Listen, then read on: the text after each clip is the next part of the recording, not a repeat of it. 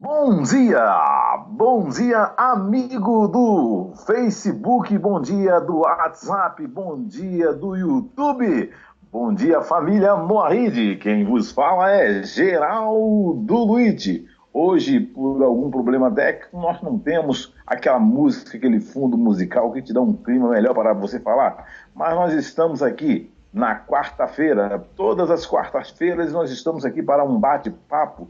Nada de bate-papo, agora já virou uma sabatina. E eu falo com ele que está lá do outro lado, ele que sabe tudo e mais um pouco, ele que é professor de português, professor de inglês, professor de hebraico, professor de grego e conhece tudo e mais um pouco da história bíblica, da tradição judaica, das mensagens dos livros, das Misná, das Torá, ele sabe tudo mais um pouco. E se você ainda não entrou numa aula de inglês, na aula de grego, quer estudar hebraico, é só falar com ele. Eu falo com o João Alves Correia, eu falo do Rio de Janeiro, ele no Paraná. Como é que você está, João? Tá tudo bem? Bom dia, Geraldo. Estamos de volta. Tranquilo, tudo bem. Bezerra Hashem, tudo tranquilo. Tempinho aqui tá chuvoso hoje, tá bom, realmente assim para ficar em casa. Beleza, hein? O tempo aqui também ele tá tranquilinhozinho aqui, depois do almoço tendo aquela soneca, e depois cair nos estudos, o que é mais importante. Certo. Bom, nós tivemos alguns problemas técnicos, Foi. no decorrer dos estudos aí, né? Nós Verdade. estamos no tema de Isaías 53, nós saímos do verso 4 até o 5.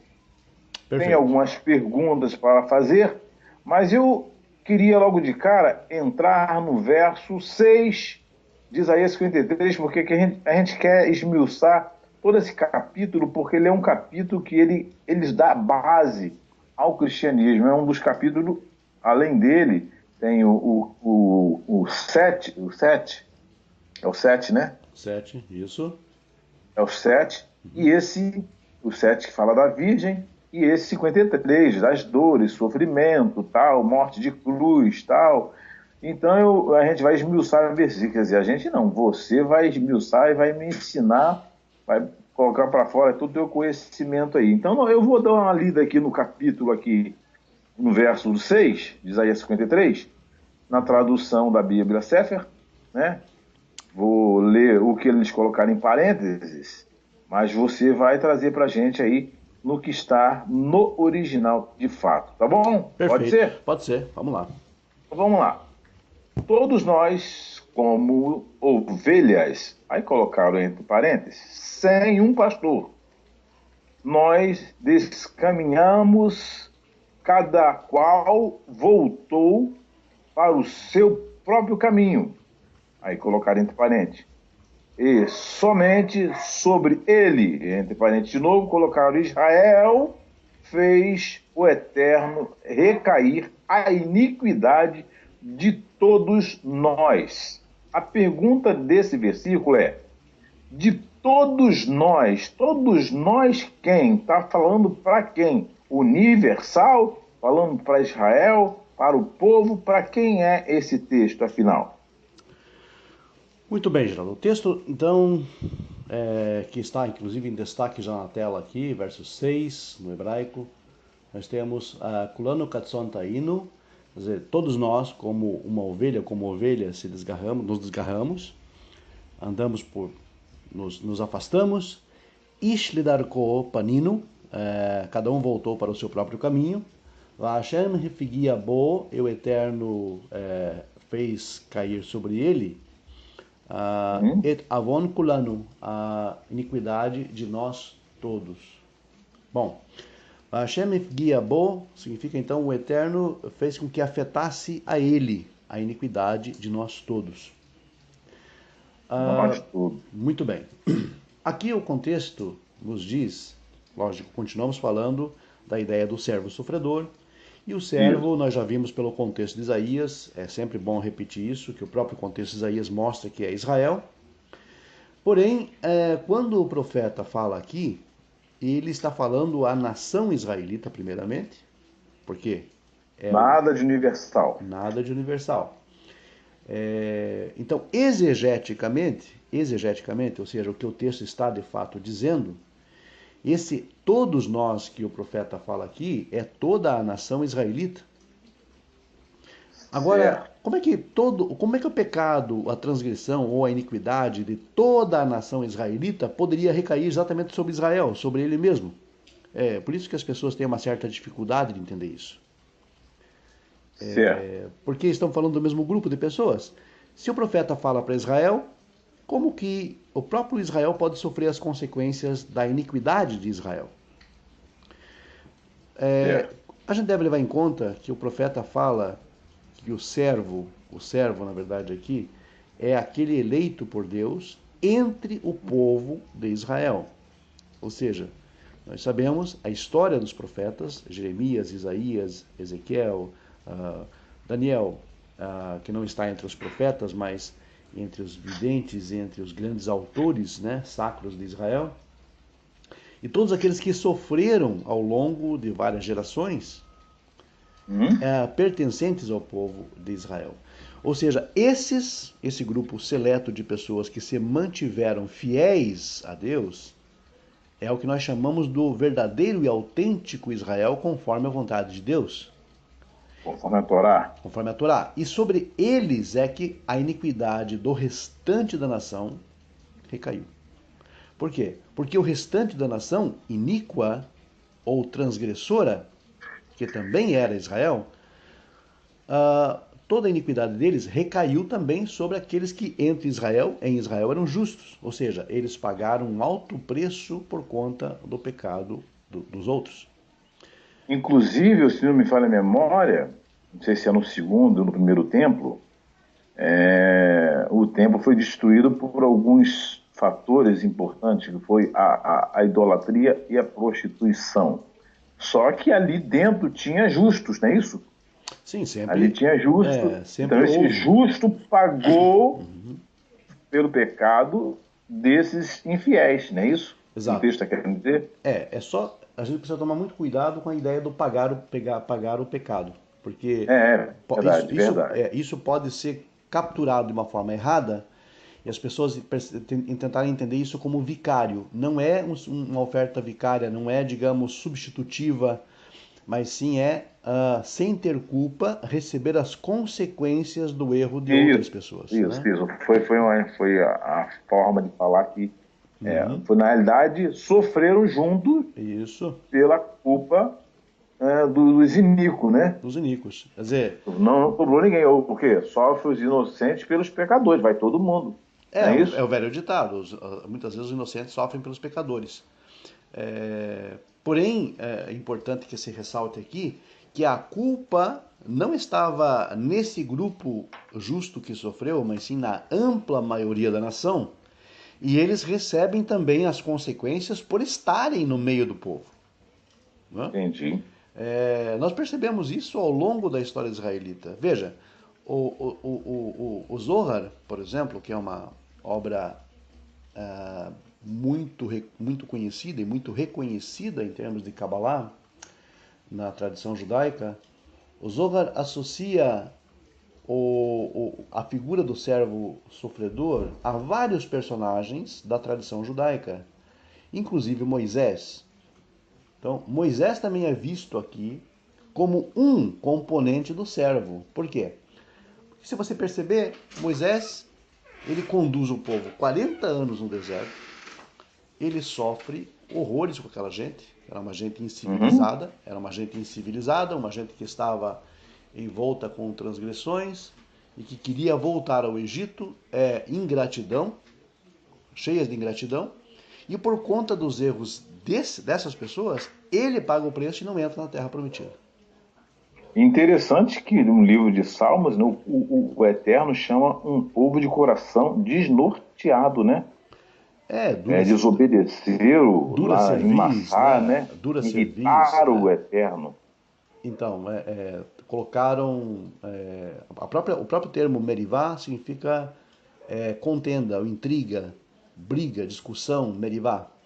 E é justamente nesse episódio, por exemplo, que Moisés se irrita grandemente com o povo. Né? E entendi. essa irritação toda fez com que ele perdesse, veja só, o direito de entrar na Terra Prometida. Por isso que o Zohar associa ele também a uma figura que compõe o servo sofredor de Isaías 53. Entendi. Porque ele, sem ter culpa alguma, ele acaba recebendo as consequências do erro do outro. Aí você pode pensar, sim, mas isso não parece ser justo? De fato, aos olhos humanos, né? Simplesmente falando, isso não parece justo. Mas é exatamente aí que reside a justiça e a benevolência divina. Porque, Deus não poderia poupá-lo, os justos, dessa catástrofe, dessa porque destruição? a gente pensaria assim, mas eles não poderiam ter sido poupados disso? Poderiam. Mas é desta forma que o Eterno, o próprio texto de Isaías 53 diz que o Eterno se agrada disso. Entendi. Em que sentido? Se agrada quando o justo assume uma culpa que ele não tem, veja bem, Uhum, mas assume uma culpa que ele não tem, justamente para favorecer aqueles que ele ama do restante do povo. perfeito. Daniel falou na sua grande oração, lá no capítulo 9 do seu livro, ele disse: pecamos. Mas que pecado Daniel cometeu para estar em Babilônia? Nenhum. Verdade. Nenhum, ele não mereceu aquilo. Porém, ele, como parte do povo, se sentiu também responsável por aquilo. E ele falou: pecamos, ou seja, ele incluiu a si mesmo, ele assumiu uma culpa que ele não tinha por conta de um amor maior pelo povo. Não, ainda tem um detalhe em Daniel, que o sonho do Nabucodonosor é um sonho sem lógica, o rei não lembrava do sonho, não sabia dizer o que sonhou, ele queria um milagre ali. Ele quis um milagre. Se vire, eu quero saber o que, que eu sonhei. Coisa de louco, né? Pois é. E Daniel se coloca nesse servo sofredor para interceder ao Criador para que haja a providência divina ali, né? No capítulo 9 do livro dele, ele fala, ele está expondo os problemas da nação, dizendo que eles estavam em Babilônia justamente pelo fato de que o povo transgrediu, né? Que o povo cometeu iniquidade, não tinha mais templo, não tinha mais Jerusalém, a cidade foi destruída, o templo colocado abaixo, em ruínas, incendiado, e, ou seja, não havia mais o local da habitação de Deus entre o seu povo. E isso causava uma depressão, um transtorno profundo no profeta, né? Por quê? Perfeito. Porque ele ah, percebeu nele a necessidade de confessar o pecado do povo. E só que ele se inclui no meio. E essa inclusão de um justo entre os pecadores, contado foi entre os transgressores, né? O texto não diz assim? Uhum. Quando ele se coloca entre os transgressores, ele é exaltado sobremaneira diante de Deus. Por quê? Porque Perfeito. ele não deve aquilo. E ele simplesmente compra, por assim dizer, o caso para si. Então, ele assumindo Entendi. essa culpa é algo que realmente traz satisfação para Deus. O Tratado Berahot, o Talmud, Tratado Berahot, na folho 5, diz que o Eterno tem prazer quando um justo assume uma culpa que não é sua, por amor, Hum, por amor àqueles que estão à sua volta. Não diz exatamente com essas palavras, mas estou aqui fazendo uma paráfrase do que o tratado diz e cita exatamente o exemplo de Israel como o É servo, como né? se seria como você estivesse devendo uma dívida muito alta no banco. Eu não tenho nada a ver com você, mas resolvi pagar sua dívida. Seria mais ou menos isso? Vou lá no banco, quito sua dívida. De certa forma, Por amor, de certa para forma, pagar. Amor, sinto a vontade, desejo de fazer o bem e isso. pagar essa tua dívida. Seria essa a ideia? Não, não precisamente, Geraldo, porque essa ideia do pagar remete mais à ideia mesmo exatamente que o cristão entende, Ah, verdade, né? verdade. Não foi bem Entendi, pagar, mas foi assumir a culpa, por exemplo, de ter assumido a dívida, vamos colocar assim, né? Entendi. ele assumiria a culpa, digamos, de ter assumido uma dívida que não podia ser paga, Entendi. mas não exatamente pagar. Então, as consequências, digamos, se houvesse um arresto, um processo, até uma prisão, essa pessoa se colocaria na frente e ia junto com a pessoa, né? Entendi. Hipoteticamente, se isso fosse possível, E claro, né? vamos entrar um pouquinho na política. Ninguém quer ir para cadeia com Lula? É, então, exatamente, seria a mesma coisa, né? É, É.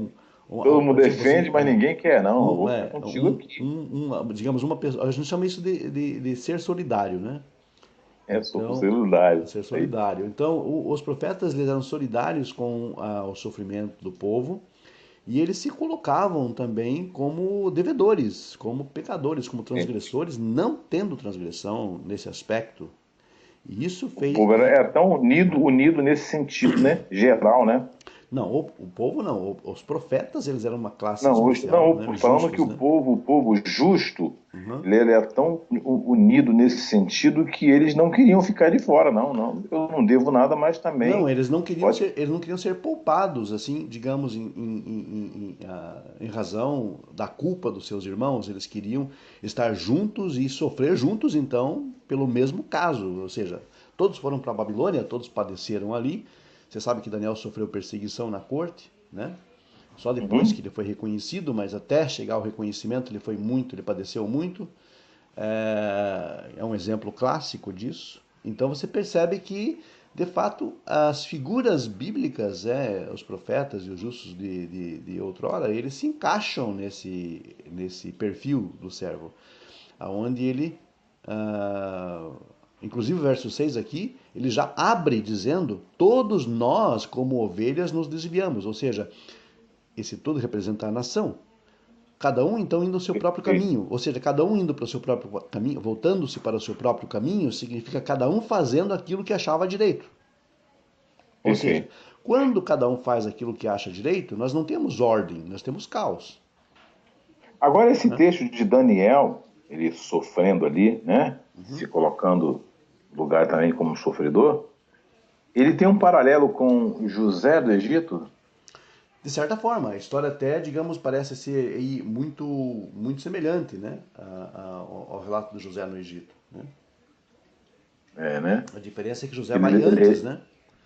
A ele diferença é leva que uma José, culpa, né? a diferença é que José vai antes e Daniel vai junto com o povo. Mas Daniel, nesse aspecto, ele se sobressai porque ele entra e assume a culpa que ele não tinha. Né? Entendi. Você sabe que o povo de Israel, quando sai da sua terra, é considerado como estando morto. Um estado morto. Estando morto, exatamente. Israel, o povo judeu sai da sua terra, ele está morto. Entendi. Daí, inclusive, surgem até umas questões interessantes, né? O que seria, por exemplo, um judeu longe da terra de Israel? É, eu não sei responder. Responde aí para mim. É algo um tanto quanto complexo de se entender. Mas, de acordo com o panorama bíblico, um judeu não está vivo fora da sua terra. Tá? Entendi. Por isso, todo aquele que quer se tornar, tal, quer fazer o processo de conversão, é importante que entenda que existe um mandamento de Shuv Baaretz e ele deve habitar na terra de Israel, para que ele seja de fato vivo. Né? Entendi. Mas isso é outro caso. Eu Mas tenho, enfim, né? eu tenho um texto aqui em Jeremias 44, desse verso 4. Não sei como é que está na tua Bíblia aí, a tradução aqui, que é baseado, ele remete, faz esse link com Isaías 53. É o verso 4 de Jeremias 44. Entretanto, repetidamente lhe enviei todos os meus servos, os profetas, para lhes dizer: não pratiqueis essas abominações que eu repudio, mas não entenderam, nem apressaram seus ouvidos para abominar suas iniquidades e cessar de oferecer incenso a todos os deuses. Pois é um paralelo com o que aconteceu. Quer dizer, o povo estava transgredindo e toda a transgressão, essa transgressão que você descreve aí, recai sobre o justo de Israel, sobre os justos que haviam na época. Por isso que existe aqui, digamos, essa confusão muitas vezes. Quando ele fala do servo, Isaías está falando daquele grupo pequeno de remanescente que tinha dentro da nação judaica, que era de fato o Israel desejado por Deus. Em relação à grande massa popular que também se chamava Israel. Né? Então, isso é algo, um fundamento muito importante para que se entenda. Para que se entenda, então, a noção aqui. E esse todos nós não tem um alcance universal, porque a figura do servo sendo o próprio Israel, né?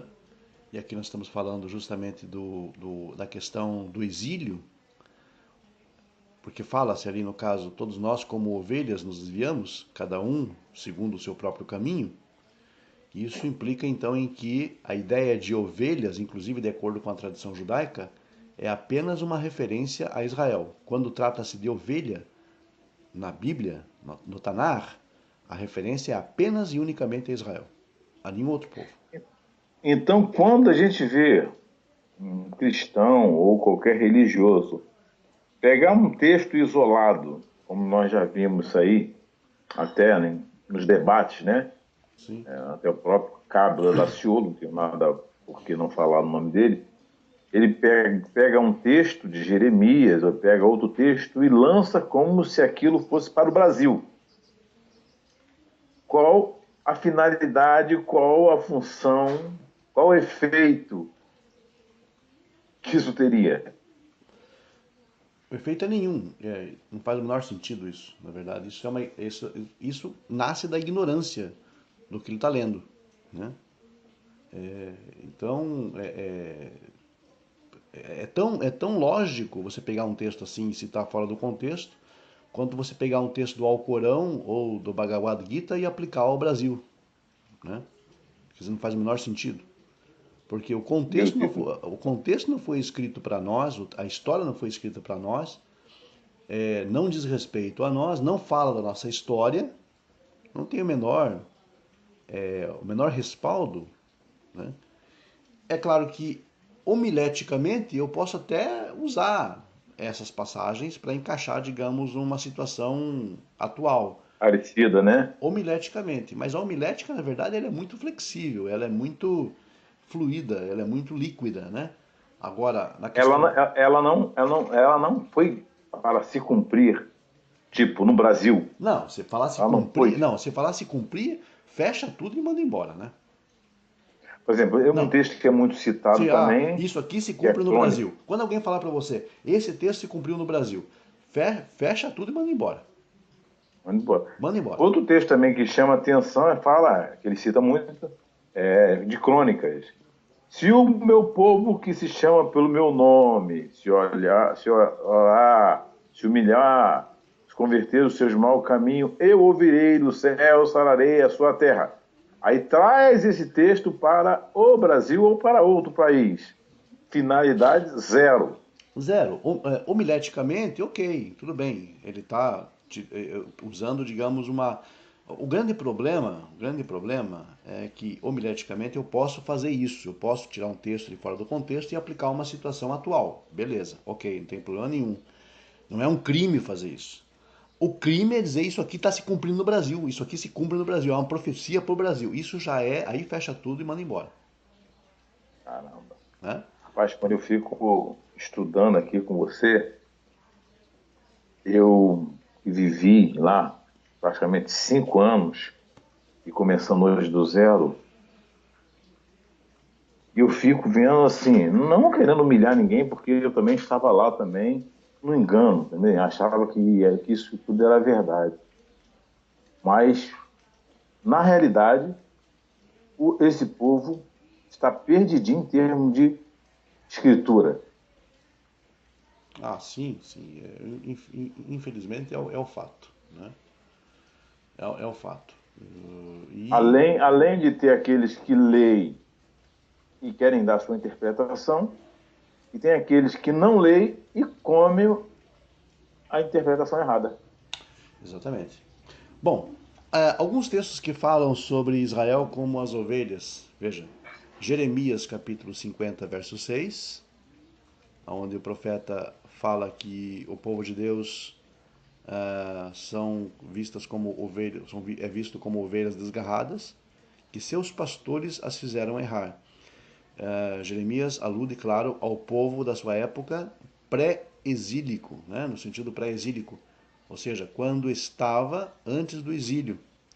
Ezequiel 34:6 diz que o povo de Deus, como ovelhas espalhadas por todas as nações,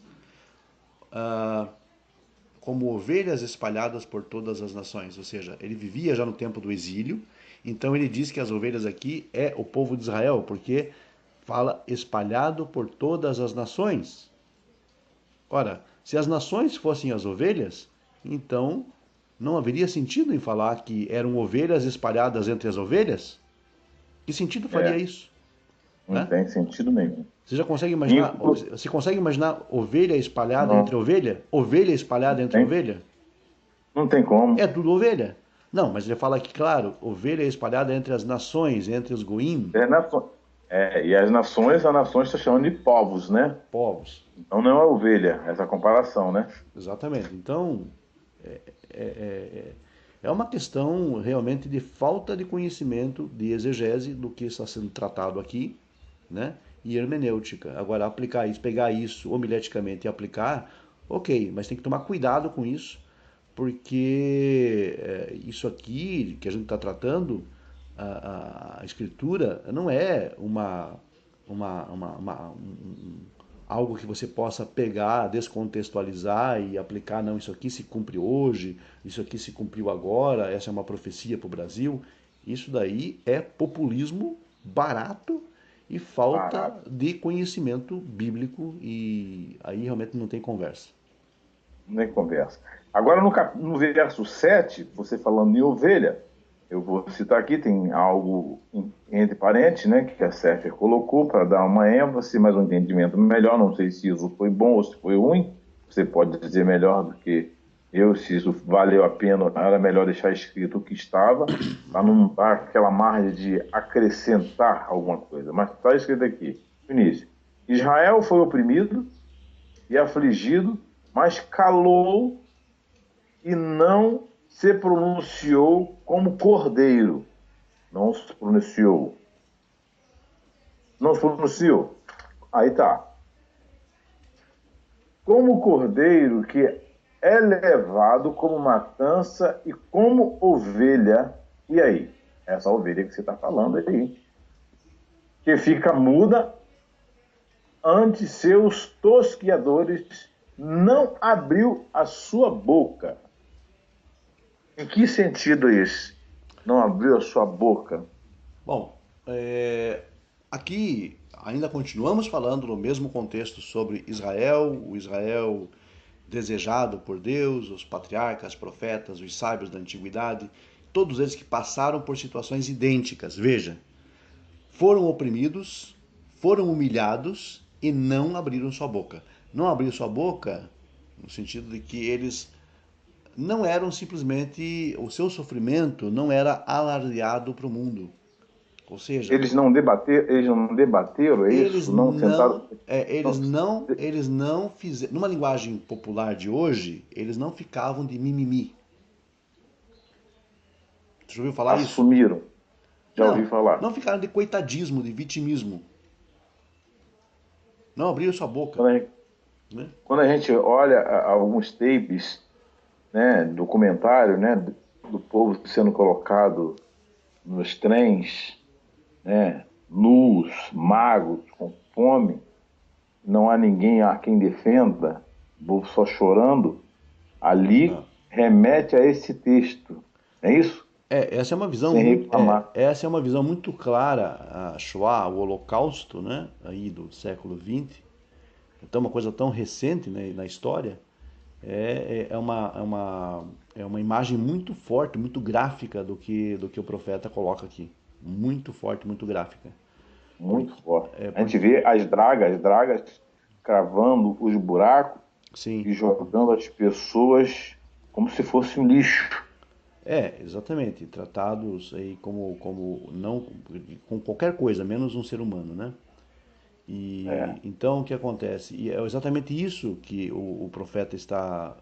Claro, essa é a imagem maior, mas ao longo da história houve outros episódios semelhantes também, em que o povo de Israel foi massacrado, foi humilhado, foi realmente destruído, comunidades judaicas inteiras destruídas. E essa perseguição, que nós hoje damos o nome de antishemiut, ou antissemitismo, é algo que transcende o tempo. Isso não começa, claro, no Holocausto. O Holocausto, a Shoah, é simplesmente seria o clímax, o apogeu, né? O clímax, no caso, dos eventos que começaram há muito tempo atrás. perfeito. O primeiro sinal de antissemitismo se deu no Egito, quando o faraó ordenou a matança dos meninos lá, né? Esse é o primeiro sinal de antissemitismo. Então, o antissemitismo é um fenômeno antigo. É o ódio ao povo judeu, simplesmente pelo fato de ele ser judeu. Quer dizer, o crime, entre aspas, do judeu é ser judeu, né? E a... Agora, por que vem esse ódio tão grande dos egípcios contra os judeus? Se eles foram escravizados para Primeiramente, trabalhar para o faraó? o texto ali, no caso específico do Egito, o texto deixa claro que a prática genocida do faraó foi justificada, é justificada na Torá pelo fato de que o povo de Israel estava crescendo em número multiplicando-se muito, e eles tinham medo Medo, que né? os israelitas crescessem em um número tal que dominassem o Egito e expulsassem eles da sua terra. Ou se misturasse com outros povos, né? Para Para se tomar a terra, né? fortalecer e tomar terra. Ou seja, é o que nós chamamos, hoje, no mundo moderno, nós chamamos isso de limpeza étnica. Né? Hum, Limpeza étnica ocorreu. Limpezas étnicas, né? Um termo terrível, esse termo limpeza, né? Mas é o termo que se usa. Genocídio, na verdade, ocorreu. Por exemplo, os genocídios ocorreram aí nas guerras na antiga República da Iugoslávia, agora recente, né? Século XX, onde havia uma intriga, uma guerra entre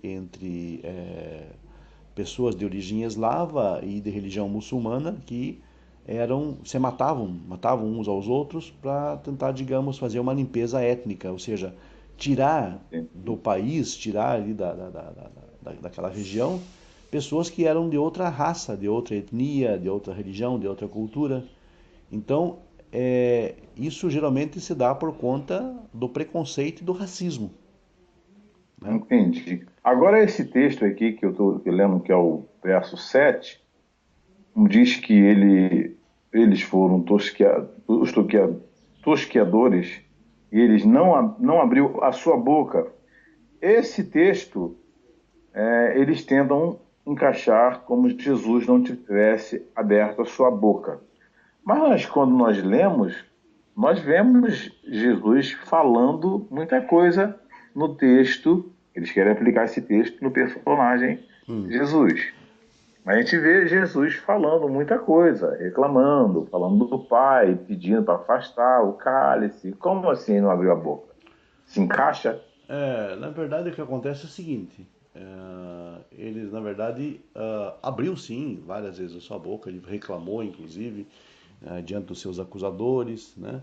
Quando o servo lá do sumo sacerdote lhe bate no rosto, né? Ele, ao contrário do que pregava, não deu a outra face, mas reclamou do golpe. Como você pode ver lá em João 18, 22 a 23. Ele busca se defender diante de Pilatos, ou seja, teve que abrir a boca para falar isso, ele teve que falar. Ele queixou-se, inclusive, do abandono que sofreu da parte de Deus, em Mateus 23, 46. Então, Perfeito. então, na verdade, não cumpre o papel de alguém que não abre a sua boca diante do sofrimento. Muito pelo contrário, ele rejeita a ideia de sofrimento, ele rejeita a ideia de ser condenado, E, enfim, é um conflito que a própria religião cristã deve resolver lá entre eles. Claro, isso não Mas compete, isso não engraçado é que compete a quando nós, mas, ele. né? Não, mas quando ele fala para Pedro lá, que Pedro chama Pedro de Satanás, que queria impedir a morte dele, que era a missão dele. Aí ele vai para o Getsemane e depois reclama, pede para sair, não era a missão? Exato. A gente entende, digamos, o aspecto do humano, que o humano ele é contraditório. O ser humano ele é contraditório. Mas aí vem aquela grande questão, mas espera aí, mas o próprio Novo Testamento e a própria confissão cristã, a doutrina, o dogma cristão diz que ele também era divindade. Então aí no caso é um conflito muito grande, quer dizer, o homem com medo da morte que se aproxima, da morte certa que se aproxima, entendendo que primariamente que era uma missão. Então eu só consigo ver na pessoa de Jesus um homem que foi muito longe naquilo que ele estava planejando e ele colheu consequências daquilo que ele falou e daquilo que ele plantou. No sentido de O que, que que você. no sentido de que ele percebeu que em dado momento ele tinha ido muito longe e que as coisas realmente estavam se confirmando desta forma. Ou seja, ele teve medo e apresentou a sua defesa diante das autoridades. Então, ele não pode ser encarado como uma ovelha muda.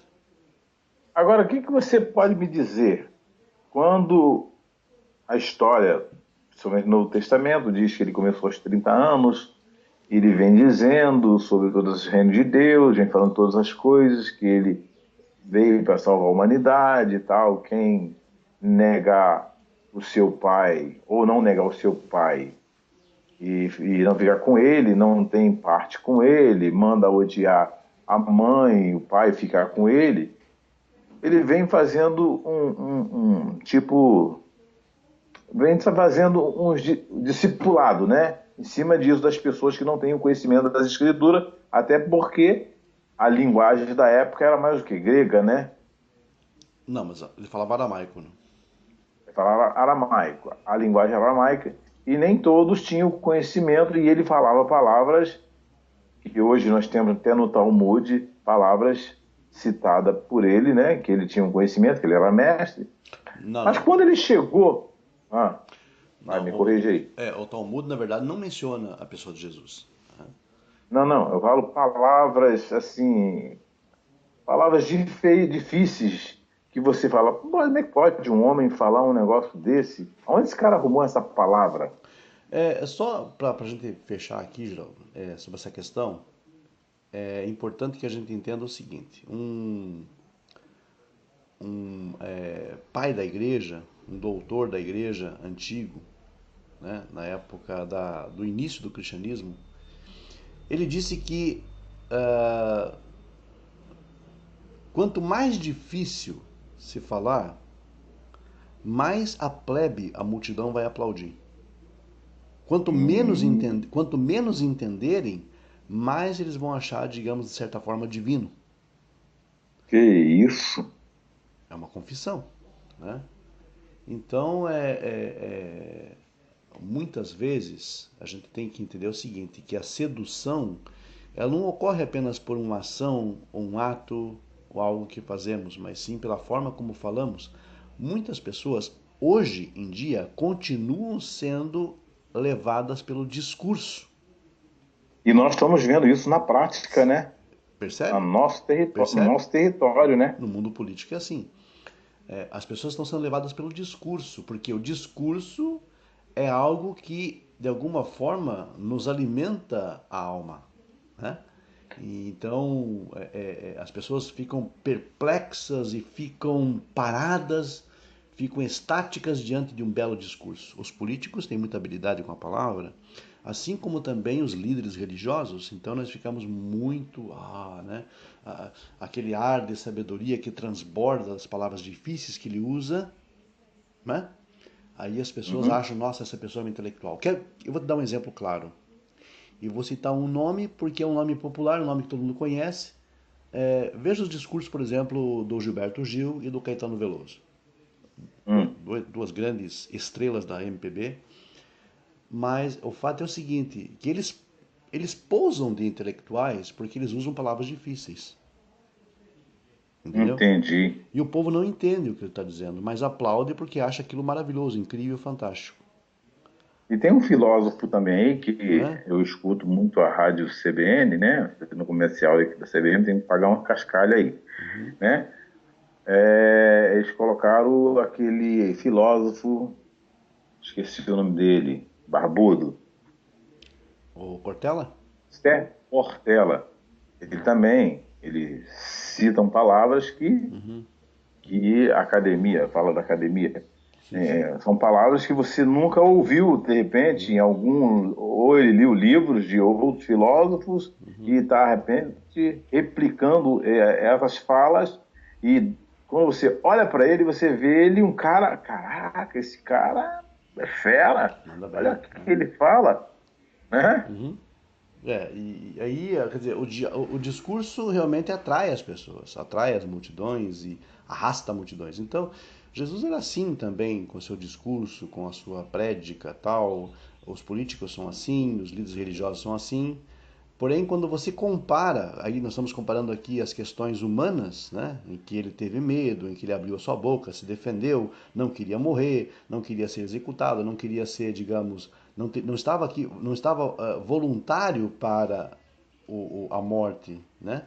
Porque Ele cai na real, o que que acontece com ele? Ele cai na, cai na ele real cai, Geraldo, que ele foi longe demais, entendeu? Que ele acabou, lógico, tirando essa parte, para ser honesto, para ser, digamos, ah, eu diria, intelectualmente honesto, tirando aquela parte, por exemplo, de que havia corrupção, sim, na estrutura do poder de Israel, havia, sim, claro, hum? ninguém está rejeitando essa ideia, havia, sempre houve. Onde tem a mão do homem tem corrupção, tem, Tem, né?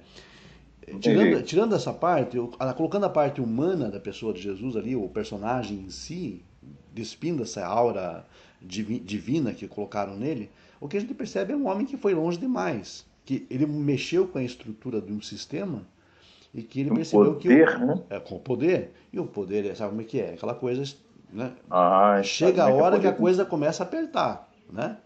E quando a E ele coisa. fala assim, cara, que eu não sou esse cara que eu falei que era, talvez, Mas, né? talvez, mais ou menos assim, quer dizer, de repente caiu a ficha que ele não era tudo aquilo que ele pensava ser. E aí o medo da morte vem, aí vem o medo da lei, vem o medo da justiça, porque justiça, lei, lógico, no sentido mais amplo do termo, estou falando das autoridades da época, repetindo e reforçando, não estou dizendo que não existia corrupção na época, sempre existiu isso, mas é o fato do encontro entre a autoridade e aquele que transgrediu uma lei, né? Se ele se arrependesse de tudo que ele falou ali, que de repente, na hora da morte, chegou a hora da morte mesmo, vai morrer crucificado, vai tomar uma Uhum, chilambada ali, entendeu? Se ele chegasse, peraí, gente, peraí, eu me equivoquei, entendeu? uhum. Peraí, você teria alguma oportunidade ou não tinha mais chance, já que tinha sido julgado? Não, aí já estava. Eu nem sei qual seria o procedimento. É, o fato é que de alguma forma parecia que ele aceitava aquele destino para ele, no sentido que ele entendia ou aceitava, sabe, sei lá Hum, por que cargas d'água, que aquilo realmente era o que eu tinha que passar. Mas só que deu medo. No último momento a gente percebe uma resistência da parte dele, mas que aí as coisas já estão, digamos, encaminhadas de um tal jeito que realmente não há mais o que fazer. É apenas ok. se inclinar diante do seu destino e pronto. Mas há pessoas no mundo real, porque estamos falando aqui de uma história que hipoteticamente aconteceu. Há pessoas no mundo real que fazem isso diuturnamente. Hoje, modernamente, há pessoas que amarram bombas aos seus corpos e se explodem. Verdade. E são tidas como mártires. E as pessoas têm coragem de fazer isso, entendeu? Cara, tem Se- muita Por coragem. quê? Porque a pessoa ela está tão transtornada psicologicamente, acredita de fato, aí está o grande perigo da religiosidade fanática, e ela acaba entendendo, ela acaba percebendo, ela acaba aceitando a ideia de que de fato ela está cumprindo um papel, E aí ela vai lá e se suicida e mata outras tantas pessoas como se fosse a coisa mais natural do mundo. Então, o fanatismo religioso, ele conduz a pessoa a esse tipo de coisa. E eu vejo em Jesus, na verdade, uma pessoa que estava simplesmente fanatizada pela ideia ou pela sua concepção do que era a verdade ou a realidade. Agora, não estou julgando também o mérito aqui, de forma alguma. Estou apenas tratando da forma como eu vejo. Uhum. Eu vejo, digamos, muita insensatez na pregação de Jesus. Vejo poucas coisas que são realmente sensatas, coisas sensatas que realmente, é, realmente são coisas boas. Mas ao mesmo tempo vejo coisa Sei. totalmente insensata. Isso me faz mais ainda acreditar na hipótese de múltiplos personagens chamados Jesus que foram conciliados num único evangelho, né? Ou Entendi. múltiplas facetas, né, que foram agregadas no livro. Porque eu vejo realmente coisas interessantes, coisas boas, claro, não vou negar aqui, mas eu vejo Tirar uma. aí um oceano também de coisas sem sentido, né? Entendi. Então, para fazer o contrapeso da coisa. Então, por essa razão é que eu, a, em 1997, eu deixei de perceber Jesus como Messias, porque o peso das evidências contrárias a ele eram muito maiores daquilo que eu tinha a favor dele. E Né? o que me chocava quando eu começava também a estudar, que eu fui sempre estudioso, o que me chocava era a genealogia. Aquilo me entrava em choque. É Então, filho de Jacó, filho de Levi, e de é, quem é que Levi? Eu falei, não estou entendendo isso aqui. mas, Não. mas Ah, deixa para lá, aí, pessoal, deixa para lá, no fim, não, é importante que seja filho de Deus. Bom, mas está dizendo que ele é filho de Levi, outro está falando que ele é filho de Jacó. E é, aí? Começou a minar, né, os questionamentos. eu fui mais pela ideia dos ensinos. Vou te explicar. Num outro momento, eu vou explicar para você e para todos que estão nos ouvindo, por que que, digamos, eu fixei mais nos ensinos e não nas contradições Hum, textuais, né? Porque quando a gente fala de contradição textual, a gente pode encontrar contradição textual em qualquer livro. Qualquer livro. não, mas muitas contradições textuais Não, também me muitas. pegaram. Não, muitas, Me pegaram. muitas, muitas. Eu posso encontrar Bom, contradição textual eu encontro na Torá, eu encontro nos profetas, eu encontro vários textos, então, é né? uma tradução, uma contradição que eu citei logo no início, né? Que ele fala para o sumo sacerdote, né? Que Uhum, tu disseste que eu sou filho de Deus, e breve me uhum, verás o filho do homem vindo nas nuvens com os seus anjos. uhum. Pô, o sacerdote viu, morreu. Então, isso fica como? É, Foi a pergunta que eu fiz quando me falaram que eu estava no mundo, estava no inferno. Vou perguntar, o sim. que aconteceu? O sacerdote viu? Aí perguntaram, você então está chamando Jesus de mentiroso? Eu falei, não, eu É, não quero entrar nesse mérito, entendeu? Então, essa questão de contradição é uma questão que é interessante. A gente pode, inclusive, elaborar uma aula sobre isso em algum momento aí no futuro. Mas é isso. Uhum. Vamos encerrar por aqui, Jota, que eu tenho outra aula já na sequência. Beleza Tá bom? pura, conseguimos consertar aqui parte técnica e vamos ver, o computador chega aí para a gente continuar essa aula aí. Ok. Muito bom. Muito bem explicado, estou satisfeito, mais uma quarta-feira e até a próxima, se o Criador permitir. Shalom, Shalom, shalom. Um abraço para todos e até a próxima, então. até a próxima. Tchau.